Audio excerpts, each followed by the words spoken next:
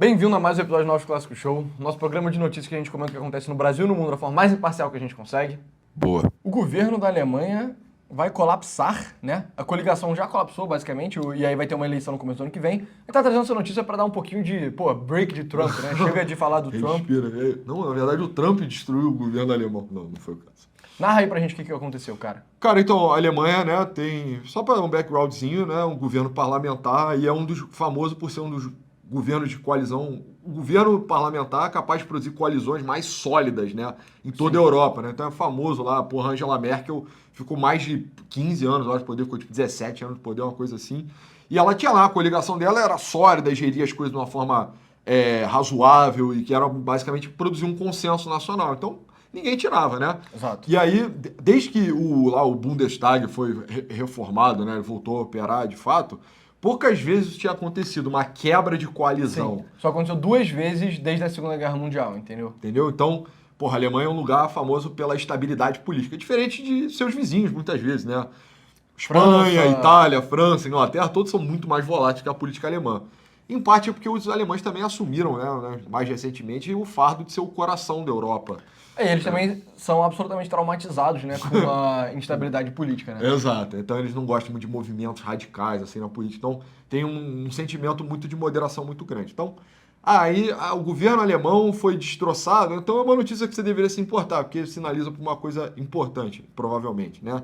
Então a Alemanha tinha uma coalizão de 3 partidos. Exato, era chamada coalizão semáforo, né, por causa das cores. Exato. Então tinha o Partido Vermelho, Que era que é o do social-democrata, do Olaf Scholz, que é o partido de centro-esquerda, né? Então a Alemanha, os dois principais partidos é esse social-democrata e os democratas cristãos, que era o partido da Angela Merkel, que é centro-direita. Tem o amarelo, que é o Partido Democrático Livre, né? Que Tipo é um mais partido liberal. tipo assim. Partido Liberal, tipo Lib Dem na Inglaterra, uma Exato. coisa assim. E verde para os verdes, né? Então faziam o semáforozinho. Muito E aí a população estava bem insatisfeita, só 14% ainda tinha confiança na coalizão. Sim, a Alemanha está passando por problemas econômicos severos lá, inclusive a Volkswagen pela primeira vez está anunciando que pode rolar corte de vagas, né? E tipo, a Alemanha, diferente também de muitos de seus vizinhos, ela, óbvio, financiarizou um pouco também a sua economia, mas ela valoriza muito o processo industrial, entendeu? Então, o alemão, cara, é a parada do espírito mesmo do povo, que é a parada da mecanicidade, do processo produtivo. Então, um orgulho nacional a Alemanha ser um powerhouse industrial, Cara, sabe? quando eu trabalhava com esse tipo de coisa, as máquinas que você tinha, em geral elas eram... Máquina, eu digo literalmente uma máquina que você vai botar numa fábrica para produzir alguma parada. As melhores máquinas, elas costumavam ser alemães, e aí variava do setor. Elas eram ou alemães, ou holandesas, ou americanas, sabe? Mas em geral eram alemães. Tinha as máquinas japonesas que eram muito boas também, e os chineses, eles copiavam as máquinas, principalmente as japonesas, entendeu?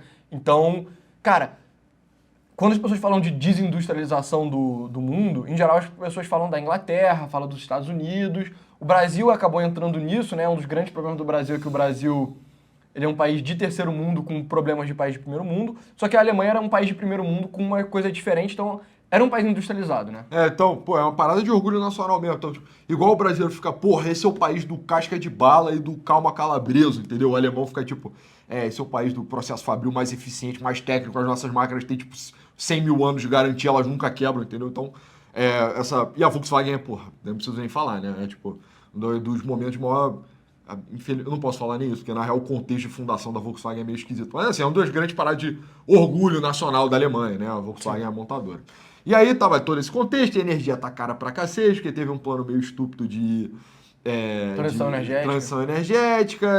E aí o governo meio que tem uma lei, tem um arcabouço fiscal não, tem uma lei de responsabilidade fiscal muito severa na Alemanha lá. Porque os alemães, eles também têm essa tradição de ser muito pão duro com coisas fiscais. Exato. Então, em geral, da forma que conta-se essa história, é que no período da República de Weimar, né, entre as duas guerras mundiais, a Alemanha tinha que pagar a dívida as reparações da guerra para os franceses e para os ingleses, né? Foram umas reparações meio exageradas.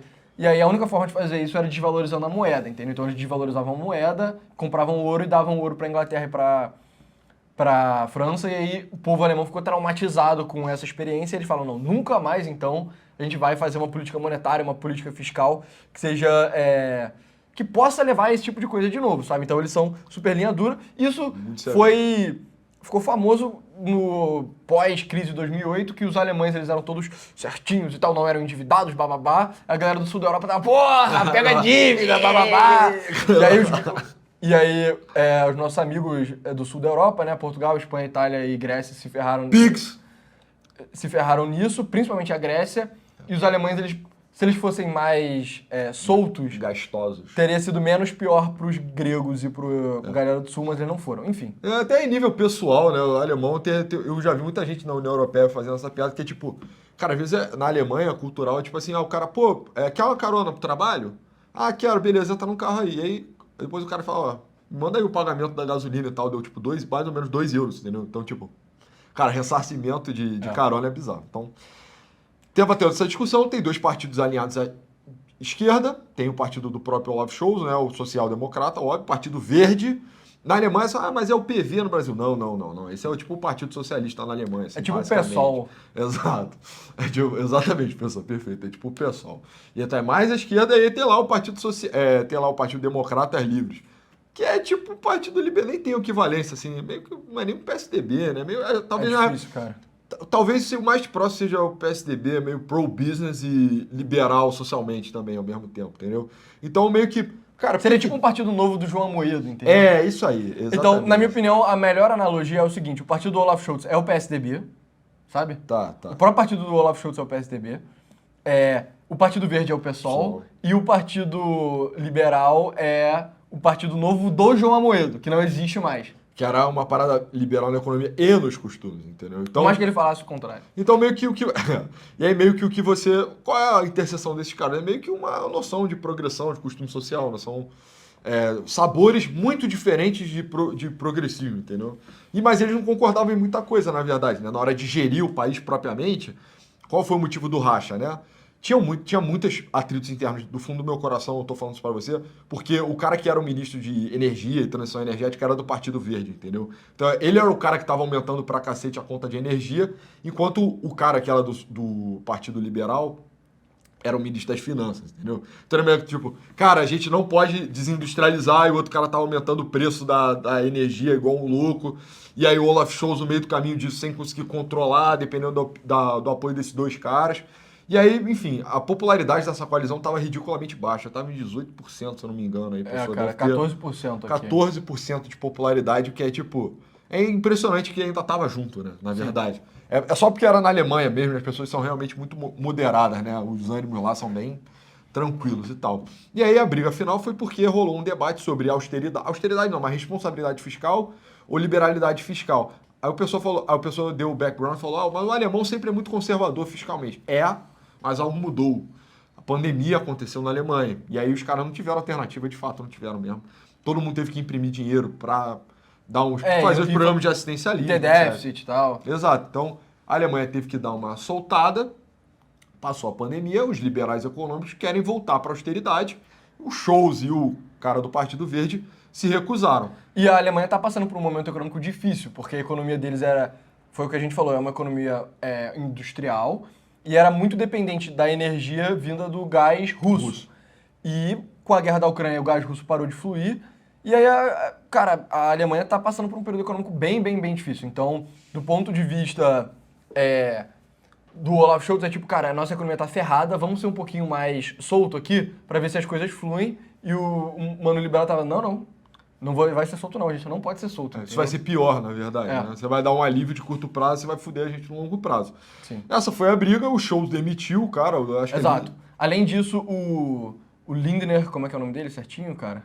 O Christian Lindner, ele também publicou tipo um paper assim de crenças que ele tinha, que era bem contrário ao Scholz, né?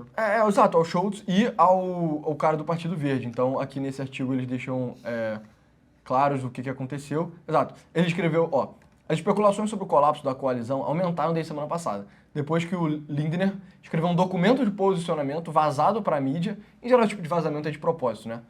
Que desafiava as políticas fiscais progressistas dos seus 2 parceiros de coalizão de centro-esquerda. Então, as propostas dele eram o fim das políticas climáticas nacionais e querer cortar certos serviços sociais, entendeu?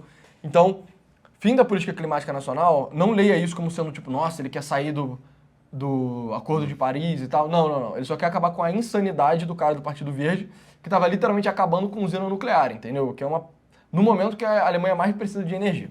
Coisas muito retardadas. E corte no serviço social, aí eu já não sei, precisaria de um background maior para entender exatamente o que ele quis dizer. E aí a especulação esse mano falou, cara, quer saber, eu vou só colapsar o governo aqui. É isso. E aí ele escreveu um paper que meio que obrigava o Olaf Scholz a demitir ele, e o Olaf Scholz foi lá e demitiu ele. E aí agora os verdes e os vermelhos no parlamento alemão não têm maioria, o que obrigaria eles a negociar moção por moção com a oposição, né? Agora os livros foram lá para a oposição e a situação é muito ruim em termos de popularidade, a Alemanha vai mal, a economia vai mal, a sensação é horrível lá, os empregos industriais estão para ser perdidos. E aí o Olaf Scholz falou, porra, cara, vamos pedir um voto de confiança e pedir snap elections, né? Ou seja, adiantar o processo de eleição do primeiro-ministro. Sim, então a Alemanha teria eleição ano que vem de qualquer maneira, seria no final do ano, seria aqui, dia 26 de setembro, mas o Olaf Scholz, ele vai ter um voto de confiança, né?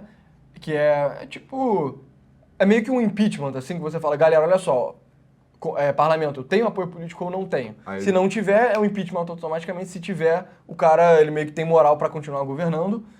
E aí o New York Times está falando que ele quase certamente vai perder a votação, né? Foi o que a gente falou, ele não tem mais a maioria e a popularidade está no buraco. Isso acontecendo, tem uma eleição dentro de 60 dias. E aí vai ter eleição e aí vamos ver quem vai ganhar a eleição na Alemanha, né? Exato. E aí, quais são os riscos, né? Então. E isso é a parte mais interessante e a gente vai voltar a falar sobre o Trump. Então, Exato. você que só quer ficar ouvindo, eu quero saber tudo sobre o Trump, quero saber tudo sobre o Trump e tal, a gente vai voltar a falar sobre ele. Boa.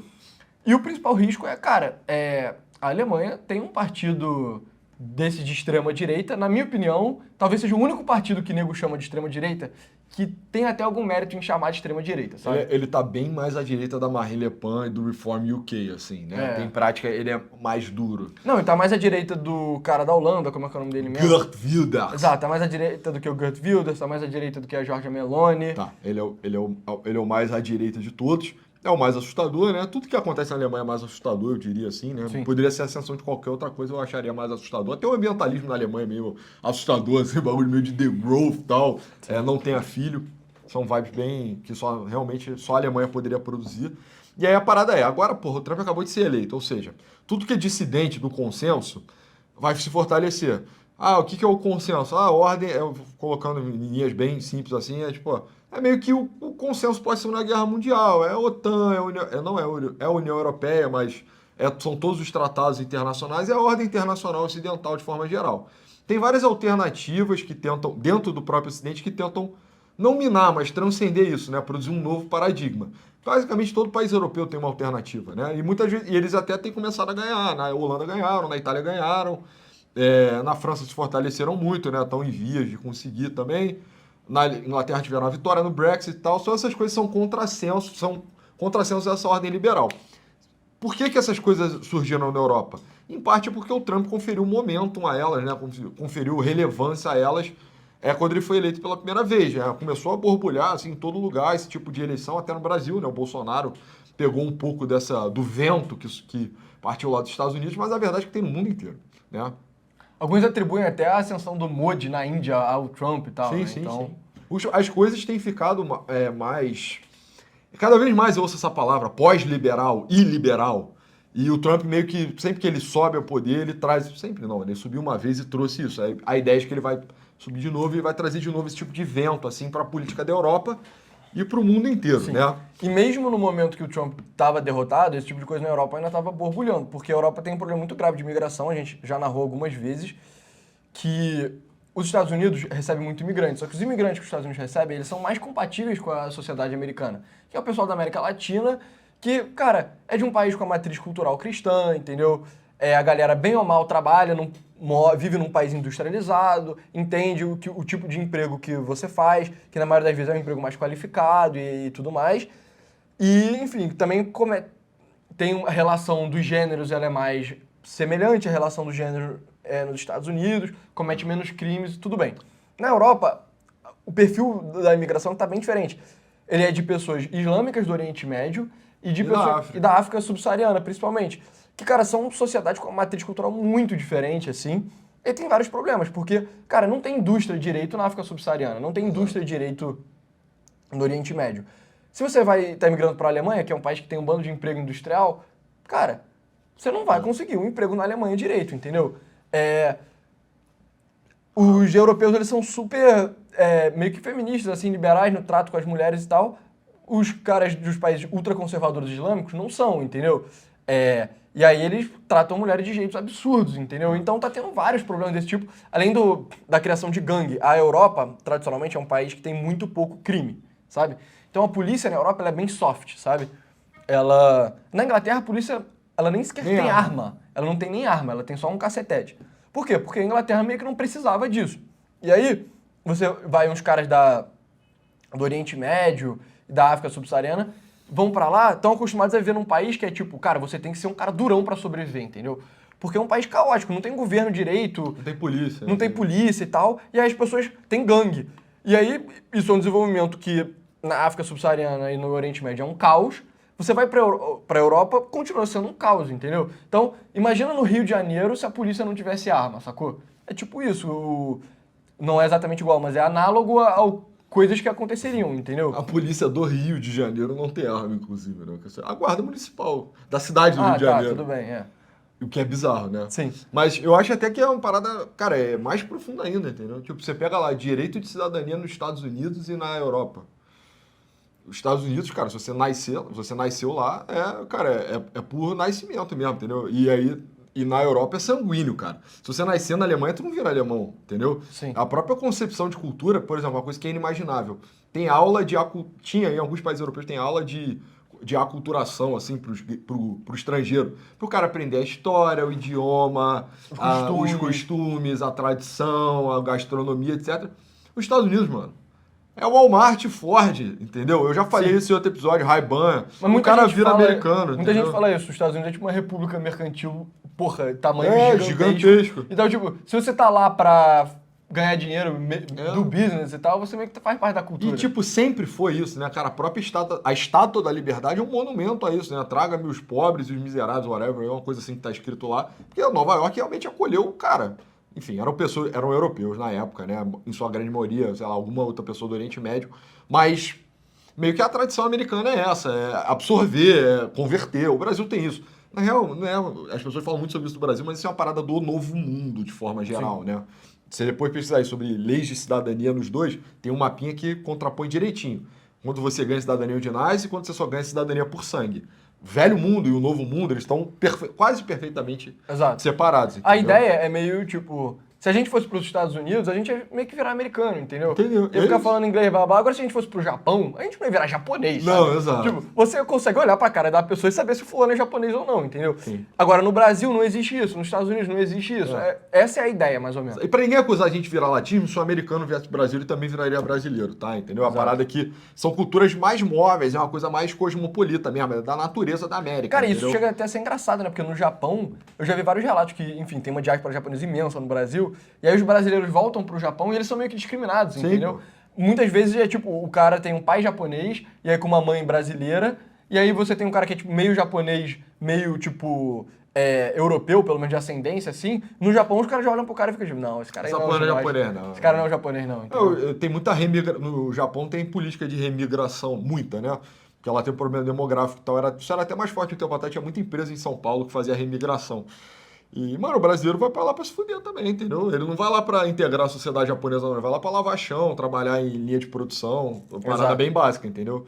Então, a questão da imigração dos Estados pro novo mundo e pro velho mundo, cara, é bem diferente, entendeu? Bem diferente. E aí, o que tá acontecendo?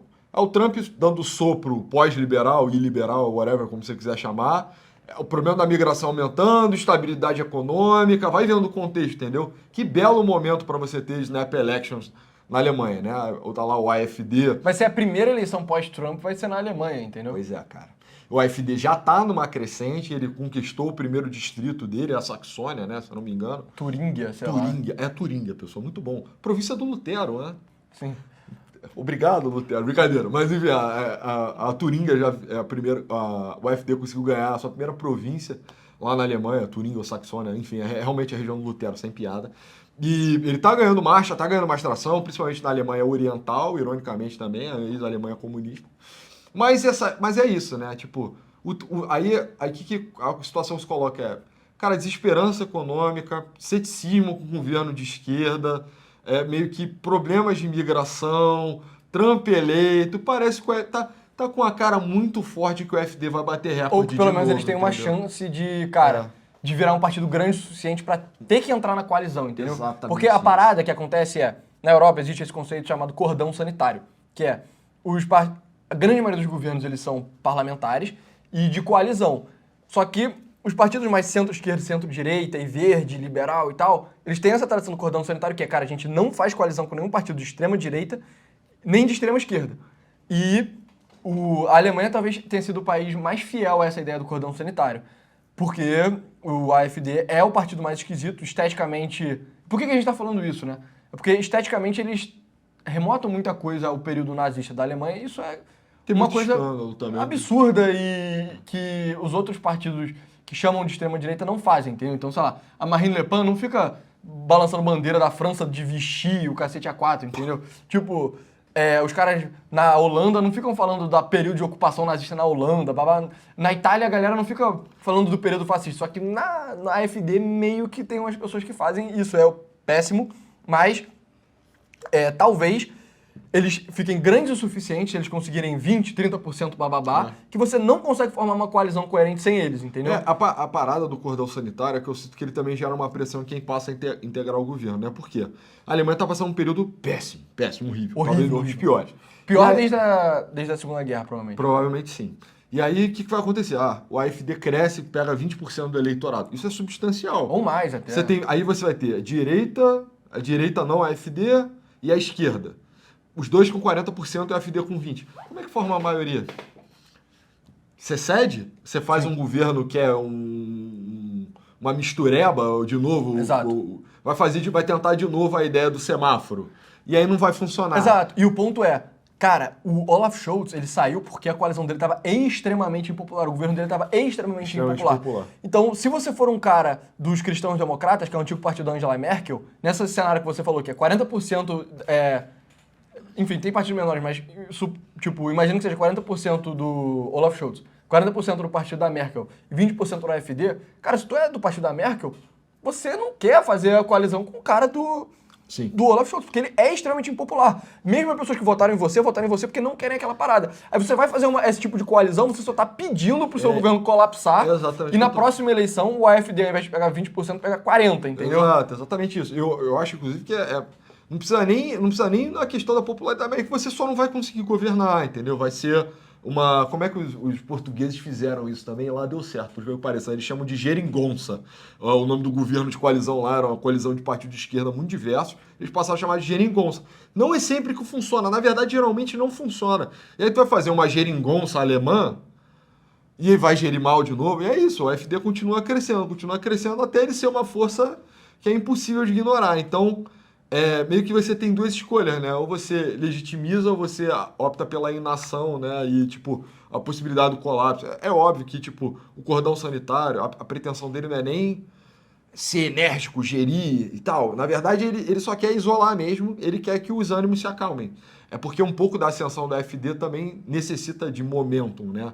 Você precisa sentir que a parada tá crescendo. Isso é do fenômeno, nem do fenômeno totalitário, mas eu acho do extremismo de forma geral, é tipo, a parada depende de crescer. Sim. Tipo, não existe isso, nós somos o partido neo bigode austríaco alemão, e nós estamos há 40 anos fazendo campanha, batendo de porta em porta, tentando convencer as pessoas.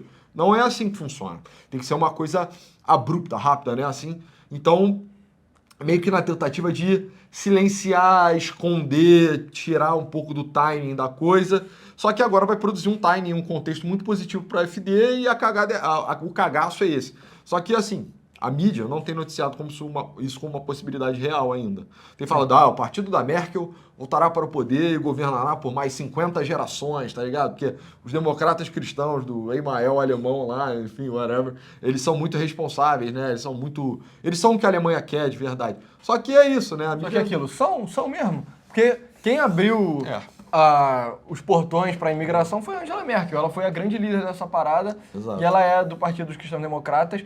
Você vê cada vez mais esses partidos de extrema direita, entre aspas, né? Na Europa crescem entre a população jovem. Tem amigos meus que viajaram para a Europa recentemente que eles falaram, cara, que quando você fala com o nego jovem tá muito puto com essa parada de imigração. Tá tipo, cara, isso é inacreditável, assim. Tipo, vários lugares da cidade eu não posso ir porque os lugares estão perigosos. Lugares de transporte, então trem, ônibus, etc., tá cheio de uma galera que é claramente imigrante, assim. Uhum. A percepção que tem é que muitos imigrantes não trabalham. Tem estudos até que comprovam isso. E aí, cara, não tem emprego pra mim, tipo, tá horrível aqui na Europa. As mulheres, elas ficam com medo de andar na rua e tal. É tipo, mano, o que fizeram, sabe? Insano, né? E aí, os jovens meio que, cara, sabe? A galera nem, tipo, não tem ninguém na família que nem viveu a parada do nazismo e tal. E meio que não tá nem aí, talvez só vote no AfD mesmo, porque quer que resolva. E na Alemanha, especificamente, isso é uma coisa preocupante. Nos outros países eu não particularmente me preocuparia muito não, assim. Você vê, o Giorgia Meloni ganhou, não tá fazendo nada demais, assim, né? O Geert Wilders ganhou, ele nem sequer virou o primeiro-ministro, né? Mas na Alemanha é pra ficar um pouco preocupado mesmo. É um pouco mais. Eu falei, mano. Tudo que acontece na Alemanha é mais assustador, entendeu? Então, a direita dissidente alemã ela é meio esquisita mesmo, assim, meio. Mas é isso. Exato, então fica de olho aí, ano que vem, eleiçãozinha na Alemanha, Vamos cobrir. vamos cobrir. Lá de Berlim. Esse foi o Novos Clássicos Show de hoje, muito obrigado por ter assistido até aqui. Siga a gente no Twitter, o meu arroba é pessoa_a99. Meu arroba é arroba novos clássicos. Eu roubei o arroba do pessoa. Siga a gente no Instagram também, Novos Clássicos _OFC, e acompanhe o canal Novos Clássicos, que ele é educativo, não é de notícias. Tem novidade vindo aí, hein? Tem coisa nova vindo aí, hein? Abre o olho, A gente hein? fechou Abre um o negócio, olho. agora tem novidade vindo aí. Muito obrigado. Valeu.